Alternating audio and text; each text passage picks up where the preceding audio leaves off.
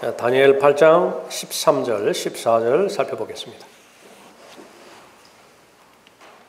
그때 내가 한 성도가 말하는 것을 들었는데 말하였던 그 어떤 성도에게 또 다른 성도가 말하기를 매일 드리는 희생제와 멸망의 죄과 즉 성소와 군대를 내어주어 발 아래 짓밟히게 하는 환상이 얼마나 오래가겠느냐 하니 그가 나에게 말하기를 2300일까지니 그때의 성소가 깨끗하게 되리라 하였더라.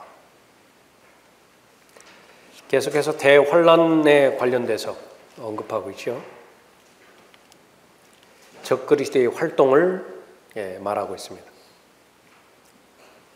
성소에 관련돼서 언급하고 있고 그 앞에 있는 뜰에 대해서 설명하고 있죠. 요한계시록 11장 2절에 보면 대환란 성전의 뜰에는 제단이 있습니다. 그러나 성전 밖에 있는 뜰은 남겨두고 측량하지 말라. 출애굽기 40장 33절부터 성막에 관련된 또 성전에 관련된 그 사양들을 언급하고 있죠. 그가 성막과 제단 주위에 뜰을 만들고 뜰 문에 막을 거니라. 열왕기상 8장 64절, 역대하 7장 7절 역시 마찬가지로 다 뜰에 대해서 언급하고 있습니다. 그 뜰은 측정하지 않는다 그렇게 언급하고 있죠. 그 이유는 무엇이냐 그러면은 거룩한 토성이 짓밟혀지기 때문에 그런 것입니다. 그 부분을 다니엘 8장 13절에서 언급하고 있습니다. 대환란이 시작되어지면은 이제 지금까지 수많은 적그리스도들로 예표되지는 인물들이 있는데 그 가운데 이제 대표적인 인물이 가장 가능성 있는 것은 이제 로마 교황일 거예요. 로마로부터 예루살렘으로 이동을 할 것입니다. 지금까지 외쳐왔던 이 땅에 임하게 되는 평화, 그것을 반복적으로 계속 선포할 것입니다. 땅에는 평화, 사람들에게는 호의. 진정한 화평의 통치자가 오셔야 이 말씀이 실현될 수 있음에도 불구하고 예수 그리스도 없이도 가능하다라고 사람들은 이제 미혹되겠죠. 성경의 예언에 의하면 바로 그 대표적인 인물이 이제 암살을 당하게 될 것입니다. 예수 그리스도처럼 3일 낮과 3일 밤 죽은 채로 누워 있을 것이고 그때가 되어지면 이제 예수님께서 요한복음 17장 12절에서 말씀하셨던 멸망의 아들이 다시 활동을 하게 될 것입니다. 요한복음 17장 12절에서 내가 그들과 함께 세상에 있었을 때에는 아버지의 이름으로 그들을 지켰나이다. 아버지께서 내게 주신 그들을 내가 지키었고 멸망의 아들 외에는 그들 중 아무도 잃어버리지 아니하였으니 이로써 성경이 이루어지게 한 것이옵니다. 하나님의 말씀인 성경에서 주 예수 그리스도,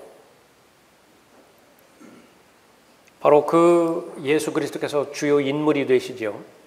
그 주의 그리스도를 잘 알기 위해서는 적그리스도를 병행해서 잘 알아야 되는 것입니다.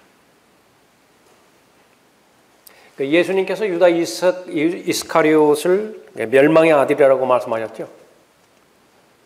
그것은 요한복음 17장 12절에서 역사 가운데서 있었던 인물인 배반자였죠. 멸망의 아들이라고 언급하고 있습니다. 바울은 적그리스도를 누구라고 명명하였는가? 데살로니가 후서 2장 3절에 봤더니 그 이름이 같아요. 멸망의 아들입니다. 죄의 사람의 단계를 거쳐서 멸망의 아들이 이제 나타날 것이에요. 그러면 예수님께서 말씀하신 멸망의 아들과 또 바울이 언급하고 있는 멸망의 아들, 그것은 동일한 인물인가? 요한계시록 17장에서 그 부분을 밝혀주고 있는 것인데 요한계시록 17장 8절에 보면 내가 본 그 짐승은 전에 있었다가 지금은 없고, 분명히 전에 있었어요. 어디에 있었느냐 그러면 땅에 있었던 것이죠. 바로 유다 이스카리옷을 말하는 것입니다. 유다 이스카리옷은 과거에 존재했었죠. 그 짐승은 전에 있었다가 지금은 없고, 지금은 언제죠? 사도 요한이 계시를 받을 때입니다. 지금은 없고 앞으로 끝없이 깊은 구렁으로부터 나와서 교회 시대가 끝난 다음에 이제 다시 나타날 것이에요. 그 다음에 최종적으로는 멸망으로 들어갈 자라. 요한계시록 17장 8절에서 언급하고 있습니다. 다른 모든 사람들은, 악인들은 죽어서 지옥으로 갔지만은 유다 이스카리온만큼은 사도행전 1장 25절에 의하면 자신의 거처로 갔어요. 자신의 거처는 깊은 구렁입니다. 앞으로 그 깊은 구렁으로부터, 끝없이 깊은 구렁으로부터 다시 나타날 것이에요. 그래서 유다 이스카리옷은 앞으로 올 짐승입니다. 그러니까 유일하게 유다 이스카리옷을 향해서 예수님은 마귀라고 요한복음 6장 70절에서 말씀하세요. 마귀라. 예수께서 그들에게 대답하시기를 내가 너희 12를 택하지 아니하였느냐? 그러나 너희 중에 하나는 마귀니라. 그래서 유다는 육화되기 전에 끝없이 깊은 구렁을 다스리는 왕이었습니다. 요한계시록 9장 11절에 보면 또 그들에게는 자기들을 다스리는 왕이 있으니 끝없이 깊은 구렁의 천사요. 그의 이름은 히브리어로 아바돈이며 헬라어로 그의 이름은 아폴루온이더라.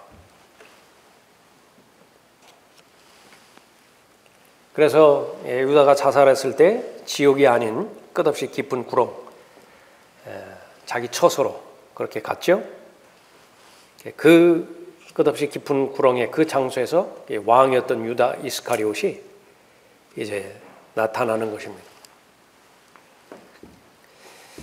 유다 이스카리옷의 영이 이제 자신이 있었던 끝없이 깊은 구렁, 자기 처소에서 땅을 뚫고 나올 것이에요.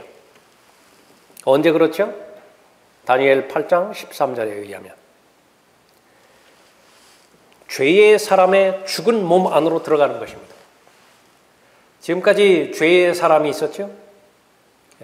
그렇게 해서 그 죄의 사람이 암살을 당해가지고 이제 죽게 되는 것입니다. 그러면 그 안으로 유다 이스카리옷의 영이 들어가요. 정확하게 예수 그리스도를 모방하는 것입니다. 사흘 밤 사흘 낮 후에 다시 일어나게 되는 것입니다. 그러면 그때의 마귀의 혼이 셋째 하늘에서 내려오게 되죠. 요한계시록 12장에서는 마귀 자신에 대해서 언급하고 있고요. 요한계시록 13장에서는 적그리스도에 대해서 언급하고 있습니다. 둘 다 마귀죠. 마치 하나님께서 아버지 하나님으로 계시고 아들 하나님이신 예수 그리스도께서 존재하시는 것처럼 요한계시록 12장에서는 용으로 마귀 자신을 말하는 것입니다. 그러나 13장에서는 적그리스도를 말하고 있어요. 요한계시록 12장 9절에서 그리하여 그 큰 용이 쫓겨나니 그는 마귀라고도 하고 사탄이라고도 하는 옛뱀 곧 온 세상을 미혹하던 자라. 그가 땅으로 쫓겨나고 그의 천사들도 그와 함께 쫓겨나더라. 그래서 하늘에서 내려와서 그 죽은 몸에게 생명을 주는 것입니다. 요한계시록 13장 2절 3절 기록되어 있죠. 또 내가 보니 그의 머리들 가운데 하나가 상처를 입어 죽게 된 것 같았으나 그의 치명적인 상처가 나으니 온 세상이 기이 여겨 그 짐승을 따르더라. 그래서 사탄이 육화된 멸망의 아들이 관으로부터 나오게 되는 것입니다. 아무도 어떤 모양으로든지 너희를 미혹하지 못하게 하라. 이는 먼저 배교하는 일이 이르지 않고 또 그 죄의 사람 곧 멸망의 아들이 나타나지 않고서는 그날이 오지 아니함이라. 먼저 죄의 사람이 출현하죠. 죄의 사람이 죽게 되어집니다. 그 죄의 사람이 멸망의 아들로 이제 사탄이 육화돼서 나타나는 것이에요. 그래서 불법의 신비, 죄의 사람을 말하는 것인데 지금 죄의 사람은 활동하고 있다, 그렇게 데살로니가후서 2장 7절 이후에서 언급하고 있죠. 그런데 그 길에서 옮겨질 때가 오는 것입니다. 언제죠? 죽게 되어질 때. 스가랴 11장 17절에서 양떼를 버려둔 우상 목자에게 화 있으리라. 칼이 그의 팔과 그의 오른 눈에 임하리니 그의 팔은 바싹 마르고 그의 오른 눈은 완전히 어둡게 되리라.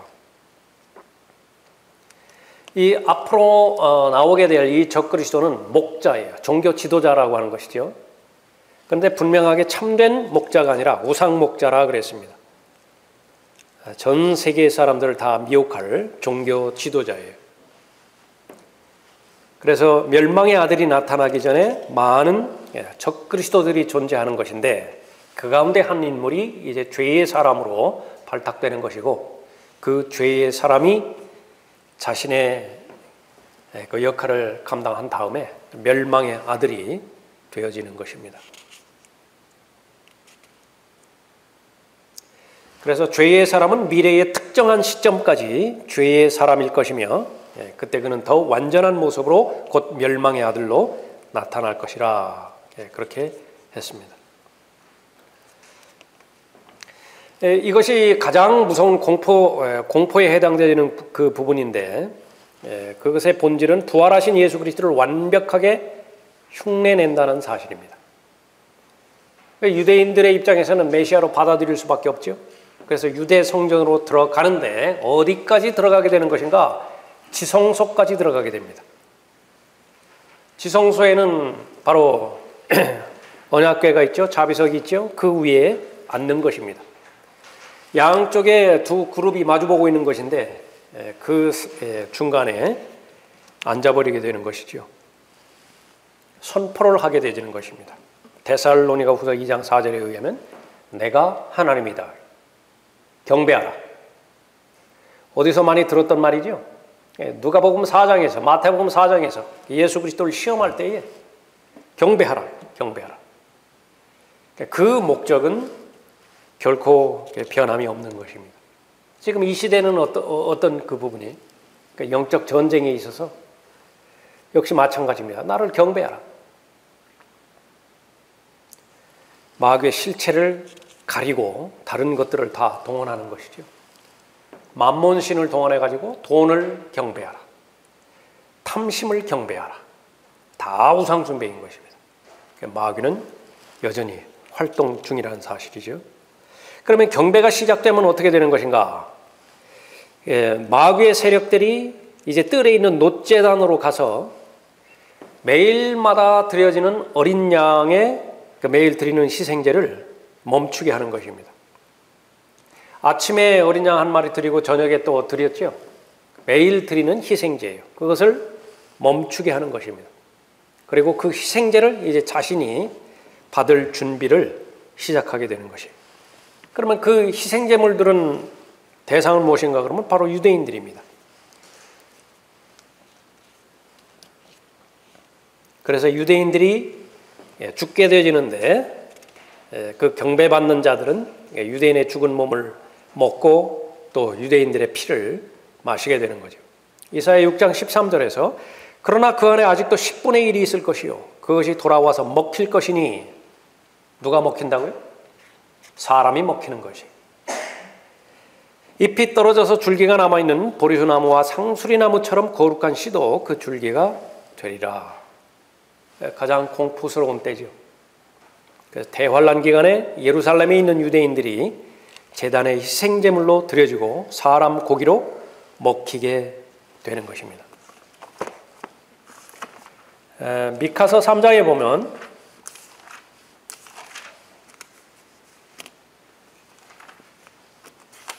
(3장 1절에) 또 내가 말하였도다. 오 야곱의 우두머리들과 너희 이스라엘 집의 통치자들아, 내가 너희에게 청하노니 들으라. 공의를 알아야 하는 자가 너희가 아니냐. 너희가 선을 미워하고 악을 사랑하고 그들에게서 가죽을 뜯어내며 그들의 뼈에서 살을 뜯어내고, 비유적인 표현이 아니에요. 그러니까 정말로 문자적으로 그렇다. 너희가 또 내 백성의 살을 먹고 그들에게서 가죽을 벗겨내는도다. 그들이 백성의 뼈를 부수어 잘게 다지기를 마치 냄비와 솥 안에 넣을 고기처럼 하는도다. 그때 그들이 주께 부르짖을 것이나 그는 그들을 듣지 아니하시고 오히려 그때에 그들이 행한 악한 행실에 따라 그들에게서 자기 얼굴을 숨기시리라. 어느 때까지니까? 참으로 답답하다. 야곱의 고난의 때예요. 이처럼 어려운 때는 전무후무했다라고 예수님께서도 그렇게 말씀하시죠. 현실로 드러나는 것이 요한계시록 6장이죠. 요한계시록 6장 9절에서 어린 양이 5째 봉인을 여실 때 내가 보니 제단 아래에는, 실제적인 제단입니다. 대환란 성전 그 앞에 있는 제단이죠. 제단 아래에는 하나님의 말씀과 그들이 가진 증거 때문에 죽임당한 자들의 혼들이 있는데 그들이 큰 음성으로 울부짖으며 말하기를 오 거룩하시고 참되신 주여, 땅에 살고 있는 그들을 심판하시어 우리의 피를 갚아주실 날이 얼마나 남았나이까 하더라. 다 목배임 받아서 죽은 자들이죠. 그래서 그 수가 채워질 때까지 그 일은 계속되는 것입니다. 이것이 바로 이 세상의 신이 받는 미사예요. 지금은 계속 리허설입니다. 매주 일요일마다 정오에 계속 미사를 받는 것인데 실제적으로 이런 일들이 이제 역사 가운데서 실제적으로 일어날 것이에요. 거짓 선지자는 바로 적그리스도가 세운 형상을 가지고 있죠. 그 형상에 절을 하지 않는 모든 자는 다 죽일 것입니다. 요한계시록 13장 11절에서 또 내가 보니 다른 짐승이 땅에서 올라오는데 어린 양처럼 2뿔을 가졌으며 용과 같이 말하더라. 그가 자기 앞에 있던 첫째 짐승의 모든 권세를 행사하고 또 땅과 거기에 사는 자들로 하여금 치명적인 상처를 치유받은 그 첫째 짐승에게 경배하게 하더라. 또 큰 이적들을 행하는데 심지어는 사람들 앞에서 불을 하늘에서 땅 위로 내려오게 하더라. 형상을 만들어야 된다고 주장하죠. 땅에 거하는 자들에게 말하기를 칼로 상처를 입었다가 살아난 그 짐승을 위하여 형상을 만들어야 한다고 하더라. 또 그가 짐승의 형상에게 생명을 주는 권세를 받아 그 짐승의 형상으로 말도 하게 하고 그 짐승의 형상에게 경배하지 아니하는 자는 다 죽이도록 하니라. 누가 생각나죠? 사드락과 메삭과 아벳느고예요. 그 누구를 대표하는 것입니까? 대환란 때 이스라엘의 남은 자를 대표하는 것입니다. 이집트에서 홍해를 건너서 광야로 올라왔던 그 역사는 반드시 다시 반복될 것이고요. 이집트에 내렸던 10가지의 재앙, 그것은 대환란 때 다시 반드시 반복될 것이에요. 그러나 그 정도에 있어서는 비교가 안 됩니다. 마찬가지로 이스라엘의 남은 자들을 예표하는 사드락과 메삭과 아벳느고, 그들이 겪었던 그 고난, 박해, 그것은 반드시 다시 반복이 될 것이에요. 그러나 그 정도에 있어서는 비교가 되지 않는 것이죠. 그것이 계속해서 성경에 예언되고 있습니다.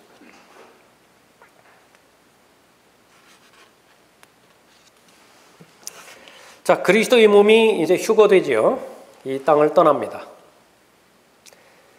대환란 성전이 재건될 것이고 희생제물이 다시 드려질 것입니다. 그러면 성전이 재건되고 희생제물이 드려진다라고 하는 것은 율법과 직접적으로 관련이 있죠. 모세의 율법이 다시 회복될 것입니다. 그것은 너무나 분명한 것이에요. 너무나 당연한 것입니다. 그래서 성전과 동물 희생제물의 회복과 더불어서 율법과 선지서들을 대표하는 모세와 엘리야가 다시 오게 되는 것이죠. 요한계시록 11장 3절 이후에 모세와 엘리야가 다시 등장하는 것입니다. 구약의 마지막 명령, 그것은 바로 모세의 율법을 기억하라 라고 하는 것이었습니다. 하나님의 은혜의 복음을 기억하라 그 말이 아니죠. 그래서 대환란에서는 예수 그리스도께서 완성하신 일에 근거해서 오로지 믿음만을 통해서 오로지 은혜로 구원받는 것이 절대로 아니다라고 하는 사실을 다시 한번 확인하는 것입니다. 대환란 때 구원받기 위해서는 하나님의 계명들을 지켜야 되고요. 또 예수 그리스도의 증거를 지켜야만 하는 것입니다. 그리스도의 몸이라고 하는 것은 오순절 때 시작이 해서 휴거 때에 이제 완성이 돼서 올라갑니다. 유일한 그리스도의 몸이 존재하는 경륜이에요. 일단 휴거가 되어서 그리스도의 몸인 교회가 올라가면 대환란 기간 동안에는 그리스도의 몸이 없죠.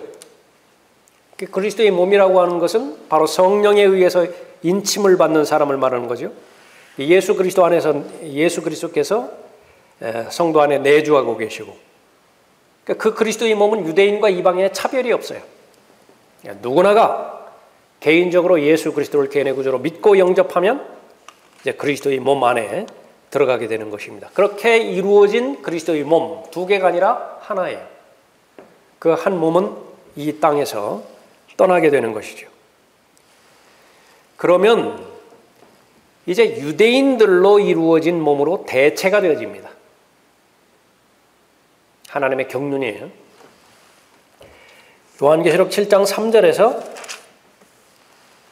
말하기를 우리가 우리 하나님의 종들인 그들의 이마에 인장으로 표시할 때까지 땅이나 바다나 또는 나무들을 손상시키지 말라고 하더라. 또 내가 인장으로 표시를 받은 자들의 숫자를 들었는데 이스라엘 자손의 모든 지파에서 14만 4천 명이 인장으로 표시를 받았더라. 12지파에서 14만 4천 명으로 그렇게 구원받은 유대인들로 이루어진 그 몸으로 대체가 되어지는 것이죠. 이 유대인의 몸은 또 다른 몸하고 구별이 되어져요. 그 몸은 어떤 몸이냐? 구원받은 이방인들로 이루어진 몸이에요. 대환란 때에는 그 두 가지 몸이 있습니다. 지금 이 시대에는 하나밖에 없어요. 요한계시록 7장 9절에서 이 일 후에 내가 보니 보라 모든 민족들과 족속들과 백성들과 언어들에서 온 아무도 셀 수 없는 큰 무리가 흰옷을 입고 그들의 손에는 종려나무 가지를 들고 보좌 앞과 어린 양 앞에 서서 큰 음성으로 소리질러 말하기를 구원이 보좌에 앉으신 우리 하나님과 어린 양에게 있도다라고 하더라. 이방인들의 무리예요.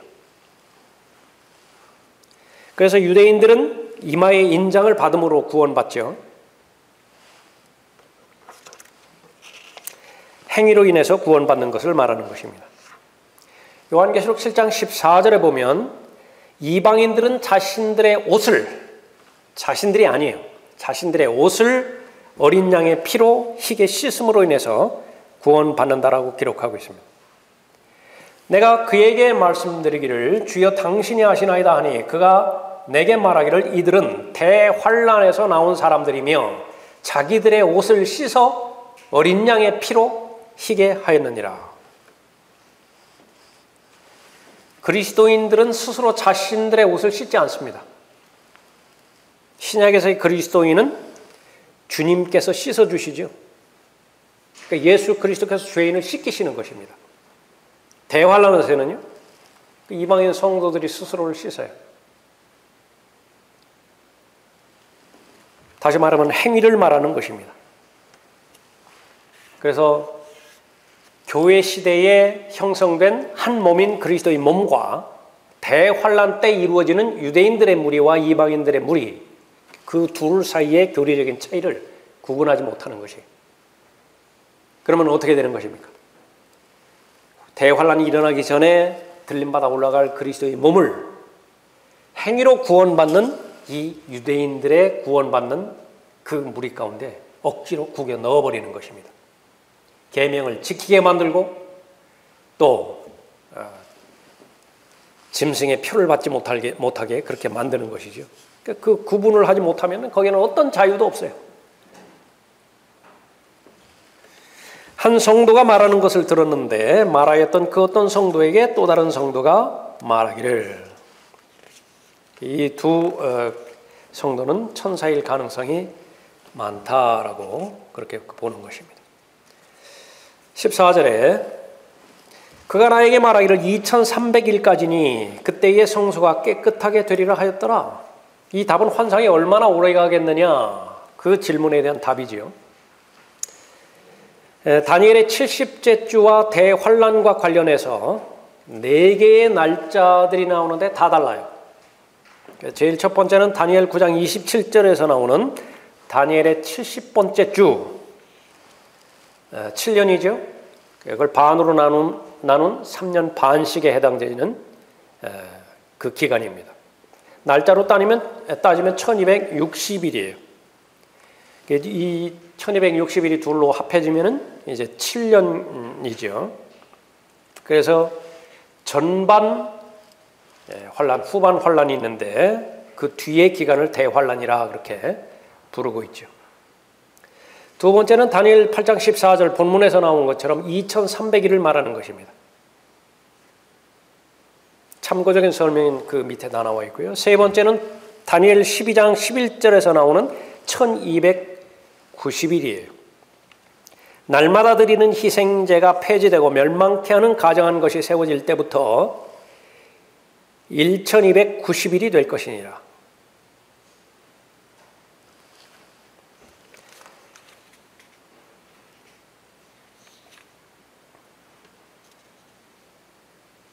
또 하나는 거기 1335일이라고 하는 말도 나오죠. 자, 이 4가지 그 숫자들, 날짜들에 대해서는 성경에서는 명확하게 그 구분을 제시해 주지는 않습니다. 그래서 다른 여러 가지 사람들, 그 밑에 있던 뭐 윌리엄 밀러라든지 특히 제7 안식교라든지 이 사람들은 이런 불분명한 날짜 위에 자신의 실학을 세워서 여러 번 실패했던 것을 볼 수 있습니다. 결론은 동일하죠. 명확한 확고부동한 진리 위에 신학을 세우면 되는 것입니다. 나머지 부분들은 다 참고사항들이에요. 그 밑에 설명에 대한 부분이 있죠. 모든 성경은 하나님의 말씀이지만 모든 성경이 근본적인 사실들에 해당되지는 않는다. 명확하게 다 계시되지 않은 구절들이 많이 있죠. 고층 건물을 전구를 기초로 하여 그 위에 세우지는 않는다. 유리 위에 건물을 세우는 사람이 어디 있겠어요.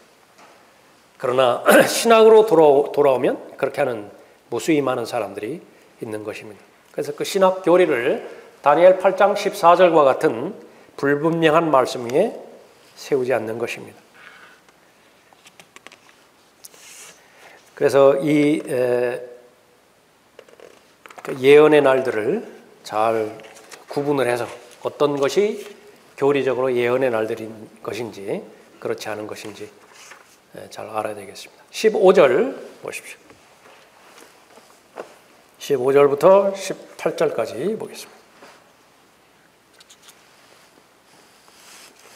나 다니엘이 환상을 보고 그 의미를 찾는데 보라 그때에 내 앞에 한 사람의 모습 같은 것이 섰더라. 내가 울레 강둑 사이에서 한 사람의 음성을 들었더니 불러 말하기를 가브리엘아 이 사람이 그 환상을 깨닫게 해주라 하더라.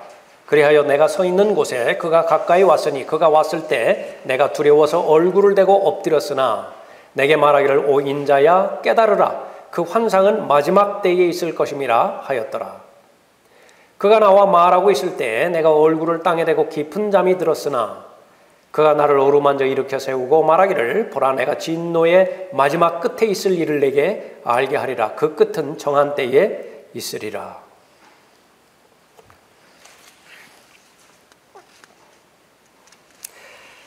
다니엘은 자신에게 보여주는 환상의 의미를 찾고자 했죠. 다시 한번 은밀한 것을 나타내시는 하늘에 계신 하나님께 다가가는 것입니다.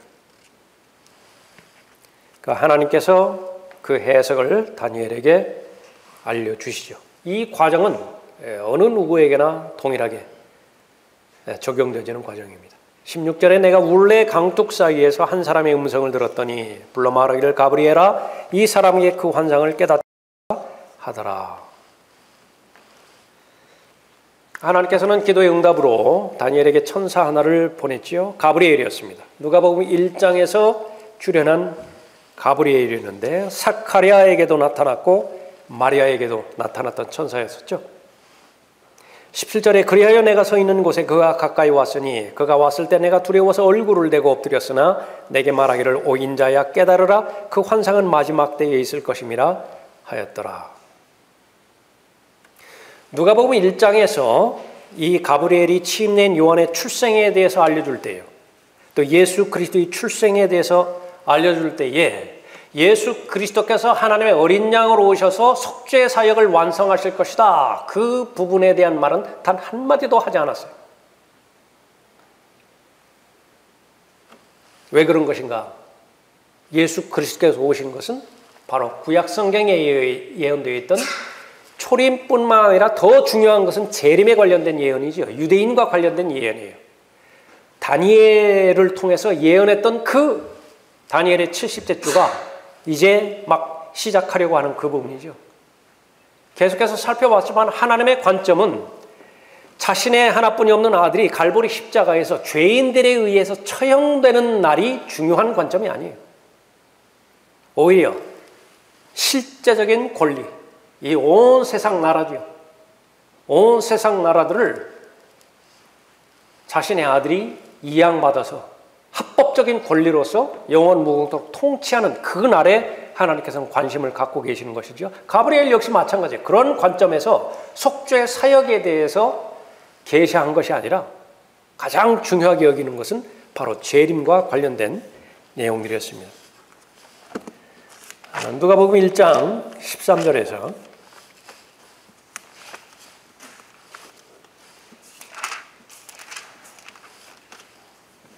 그 천사가 그에게 말하기를 사카리아야 두려워 말라. 너의 기도가 상달되어 네 아내 엘리사벳이 내게 아들을 낳아주리니 그의 이름을 요한이라 하라. 너는 기뻐하고 즐거워할 것이요 또 많은 사람이 그의 출생을 기뻐하리라. 16절에 또 그는 많은 이스라엘의 자손을 그들의 하나님이신 주께로 돌아오게 하리라.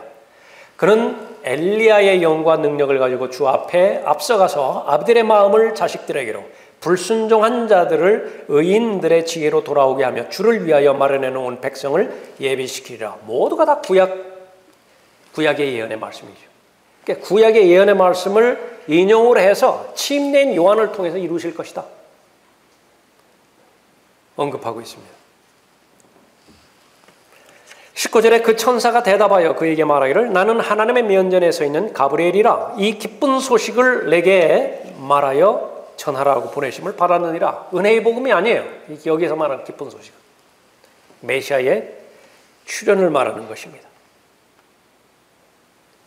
또 26절에서도 보면 그 후 6째 달에 하나님께서 천사 가브리엘을 나사렛이라고 하는 갈릴리의 한 성읍에 보내시어 다윗의 가문에 요셉이라고 하는 남자와 정혼한 한 처녀에게로 가게 하시니 그 처녀의 이름은 마리아더라. 그 천사가 그녀에게 와서 말하기를 기뻐하라 은총을 받은 자여 주께서 너와 함께 하시니 너는 여자 중에서 복받은 자로다 하라고 하니 31절에 보라 내가 너의 태안에 임신하여 한 아들을 낳으리니 그의 이름을 예수라 하라. 그는 위대하게 될 것이며 가장 높으신 분의 아들이라 불릴 것이요 또 주 하나님께서 그에게 그의 조상 다윗의 보좌를 주실 것이며 구약이에요. 사무엘하 7장에 해당되는 다윗의 언약을 비로소 다윗의 후손인 바로 후손 가운데서 나오는 예수 그리스도를 통하여 실현하실 것이에요. 가브리엘이 그것을 예언하고 있습니다. 그런 야곱의 집안을 영원히 통치할 것이요. 무슨 여기에는 이방인이 전혀 포함되지 않아요. 야곱의 집안을 영원히 통치할 것이며 도시요 그의 왕국은 무궁하리라 언급하고 있죠. 모두가 다 재림에 관련된 예언들입니다. 이 가브리엘이 다니엘에게 말할 때 이 17절에서 보면은 인자라고 언급을 합니다. 그래야 내가 서 있는 곳에 그가 가까이 왔으니 그가 왔을 때 내가 두려워서 얼굴을 대고 엎드렸으나 내게 말하기를 누구라고 불렀다고요? 오 인자야 깨달으라. 인자라고 하는 말은 에스겔이 이 에스겔 전체에서 이렇게 자신을 불렀던 그런 그 말이고요. 또 재림 때에 예수 그리스도를 부르는 그런 말이죠. 마태복음 24장, 마가복음 13장, 누가복음 17장, 사도행전 7장 56절과 같은 구절입니다. 그럼 인자라고 하는 말은 유대인과 직접적으로 관련된 사역에서 일컬어지는 그런 이름이죠. 더 구체적으로 들어가면 바로 대환란에서 이방인들에게 예수 그리스도를 증거하는 환란 성도를 예표하는 것이 인자라고 하는 말이. 오 인자야 깨달으라, 그 환상은 마지막 때에 있을 것임이라 그랬습니다.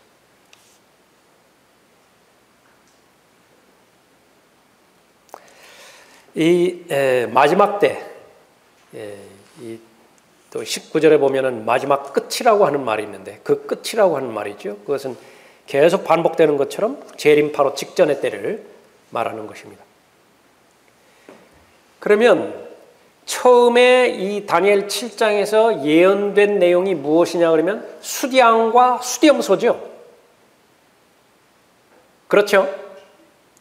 수디앙과 수디염소인데 이 수디앙과 수디염소에 해당되는 계시가 언제 실제적으로 문자적으로 이루어지는 것이냐면 끝이에요. 그 끝이라고요. 그러면 역사적으로 수디앙과 수디염소에 해당되는 페르시아와 그리스가 그 끝에 해당되는 것이냐? 절대로 아니라고요. 그건 역사적으로 지나갔지만은 그러나 교리적으로 예언적으로 그 끝에 해당되어지는 것은 대환란 끝을 말하는 것이에요. 그러면 대환란 끝 바로 직전에 수디앙이 나타나야 될 것이고 숫염소가 나타나야 되겠죠.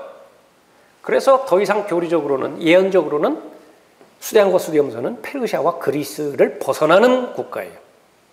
그래서 미지의 국가 하나, 미지의 국가 둘, 그것이 적그리스도가 출현하기 전에 반드시 먼저 드러날 국가라고 하는 사실입니다. 다시 보세요. 거기. 오 인자야 깨달으라, 그 환상은 마지막 때에 있을 것이니라. 어떤 환상이라고요? 수디앙과 수디염소의 환상이에요. 그래서 그 끝은 재림 바로 직전을 말하는 것이고, 그런 이유로 수디앙과 수디염소를 미래에 적용시켜야 하는 것입니다. 그래서 단지 느부갓네살 형상에서 은으로 된 가슴, 뭐였죠? 또 동으로 된 다리, 여기에만 적용되어진다고 한다면 그것은 이 마지막 그 환상은 마지막 때에 있을 것임이라고 하는 그 부분을 놓쳐버리는 것입니다. 자, 천사에 관련된 가브리엘, 특히 가브리엘과 관련돼서 천사에 관련된 내용은 쭉 읽어보시면 되겠습니다. 오늘은 여기까지 하겠습니다.